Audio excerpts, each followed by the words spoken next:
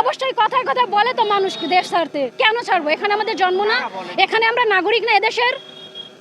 কারা বলে সেটা আপনারা খুঁজেন, দেখতে পাবেন যে কারা বলে। এটা মৌলবাদী গোষ্ঠী প্রতিনিয়ত বলে আসছে, প্রতিনিয়ত। এটা একটা কমন ডায়লগ। কথা হইলে যা ইন্ডিয়া চলে যাও কেন ভাই? আপনারা তো যখন মানুষ আন্দোলন করছে তখন তো বলছে কি ভারত যাদের মামার বাড়ি বাংলা ছাড়ো তাড়াতাড়ি। কেন এই ধরনের স্লোগান হবে?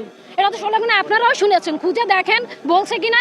কেন ছাড়বো আমরা? ভারত তো আমাদের মামা বাড়ি, কেন যেখানেই থাকুক সের জন্য কি আমরা ছেড়ে দিব? কেন? এখানে আমার বাবার জন্ম, আমার জন্ম, আমি তো বলেছি আমাদের 14 গোষ্ঠীর জন্ম এখানে। কেন ছাড়বো আমরা? এদেশের নাগরিক আন্দোলন হচ্ছে আমাদের স্বাধীনভাবে বাঁচার জন্য আন্দোলন। এদেশে আমরা জন্মেছি, এদেশে আমরা সবসময় কেন নির্যাতিত হব? আমাদের কেন মন্দিরে আগুন দিতে হবে? আমাদের কেন মন্দিরে তালা থাকবে? এর জন্য এই আন্দোলন। আমাদের 8 দফা দাবি প্রধান উপদেষ্টার সাথে জমা দেওয়া হয়েছে। সমস্ত দাবি পূরণের জন্য আমরা অনুরোধ করতেছি। এর জন্য এই দাবি।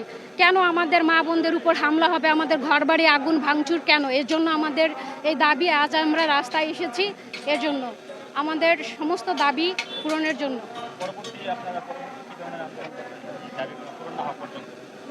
দাবি পূরণ না হওয়া পর্যন্ত চলবে। প্রতিদিন চলবে কি চলবে না এটা আমাদের বড় যারা সিনিয়র আছে ওনারা ঠিক করবেন, প্রতিদিন আন্দোলন চলবে কি চলবে না।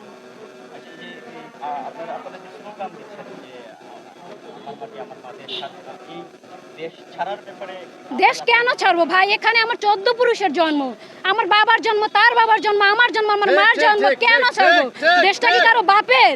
হ্যাঁ, দেশটা তো কারো বাপের না, এটা আমাদের দেশ। এখানে আমি জন্মেছি, এখানে মারা যাবো, এটাই। এটা তো কেন দিয়ে আসছে সেটা 5ই আগস্টের পরে নয়, ইতিপূর্বেও যুগের পর যুগ ধরে এই হুমকিটি দিয়ে আসা হচ্ছে। বিশেষ করে নির্বাচন ঘনিয়ে আসলে পরে এই হুমকিটি আসলে ব্যাপক আকার ধারণ করে। সুতরাং আমরা আসলে ভীত সন্ত্রস্ত হলেও আমরা এই মাটি ধরে আঁকড়ে ধরে বাঁচতে চাই এবং আমাদের পূর্বপুরুষের ভিটে মাটি এখানে। এবং আরও যদি স্পষ্ট করে বলতে চাই, আমরা এই মাটির ভূমিপুত্র। হ্যাঁ, আমি ঢাকায় থাকি, কিন্তু আমি মোটামুটি সারা দেশের খোঁজখবরই রাখি। বগুড়া সদর উপজেলায় হামলা হয়েছে, ঠাকুরগাঁয়ে, পীরগঞ্জে হামলা হয়েছে, বরিশালের উজিরপুরে হামলা হয়েছে, পটুয়াখালীর বাউফলে হামলা হয়েছে। আমরা দেখেছি যে গণেশ পূজা কেন্দ্র করে চট্টগ্রামে হামলা হয়েছে। একদম সদ্য দেখলাম যে ভোলার ভেদুরিয়া এলাকার টেকেরহাট নামক গ্রামে হয়েছে।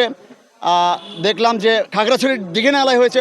সুতরাং এই সংখ্যাটা খুব লম্বা এবং আপনারা যারা সচেতন মানুষ আছেন, গণমাধ্যম কর্মী আছেন, আপনাদের কাছে এই তথ্যগুলো আছে।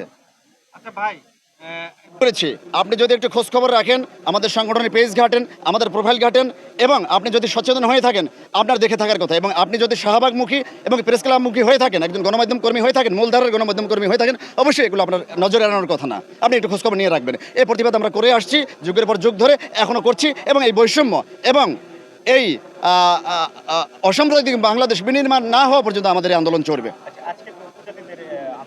বৈষম্যের বিরুদ্ধে আমাদের একাত্মতা থাকবে।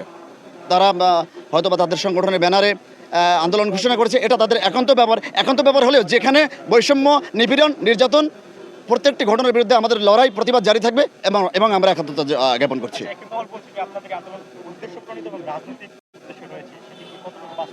সেটা যারা একটি দিনের আলোর মতো সত্য ঘটনাকে যারা রাজনৈতিক তকমা দিয়ে রাজনৈতিক স্বার্থ সিদ্ধি করতে চায়, সুতরাং তারা সব কিছুতে রাজনীতি দেখে। তারা রাজনীতির জন্য লাশ চায়, তারা রাজনীতির জন্য রক্ত চায়, তারা রাজনীতির জন্য এই রক্তের খেলা এটা জিয়ে রাখে। সুতরাং তারা সব কিছু রাজনীতি দেখবে, এটাই স্বাভাবিক। আমরা মুক্তি চাই, আমরা বৈষম্যহীন বাংলাদেশ চাই, এবং এই সংখ্যালঘুদের জন্য যে রাষ্ট্র বিমাতাসমূলক আচরণ করে এর আমরা প্রতিকার চাই, স্থায়ী প্রতিকার চাই।